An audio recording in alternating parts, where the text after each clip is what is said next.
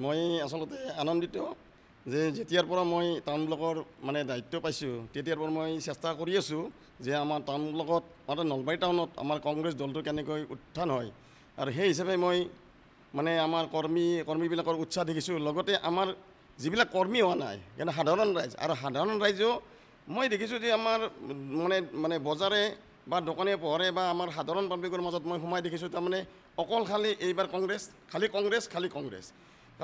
কংগ্ৰেছৰ জয় মই খাটাং। কিন্তু মানে তাত এটা কথা আছে কি হিমন্ত বিশ্ব শৰ্মাই ইমান বুদ্ধিয়ক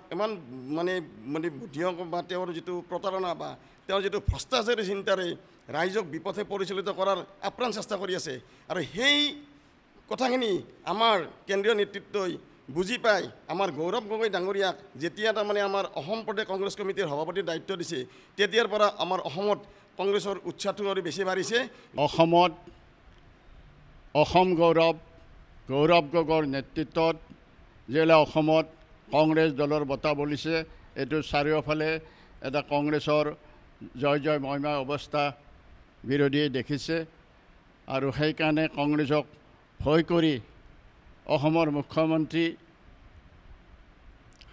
হেমন্ত বিশ্ব ডাঙৰীয়াই মানে কংগ্ৰেছক কেনেকৈ শেষ কৰিব পাৰি তাৰে ওপৰত তাৰমানে তেওঁ বিভিন্ন ধৰণৰ মন্তব্য দি আমাৰ গৌৰৱ গগৈ দেৱক তাৰমানে ম্লান কৰিব বিচাৰে যদিও অসমৰ ৰাইজ আজি উঠি আহিছে।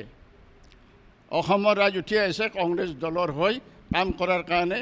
তাৰে প্ৰমাণ আজি নলবাৰী টাউন ব্লকৰ নেতৃত্বত এজন ডক্টৰ ছানৱাজ হুছেইনে আমাৰ দলত আজি যোগ দিছে। কংগ্ৰেছ দলত যোগ দি আৰু তেখেতে প্ৰতিশ্ৰুতি দিছে আমাক যিবিলাক আমি কংগ্ৰেছ দলৰ হৈ মানে কাম কৰি যাম। আগন্তুক দিনত আমি নলবাৰী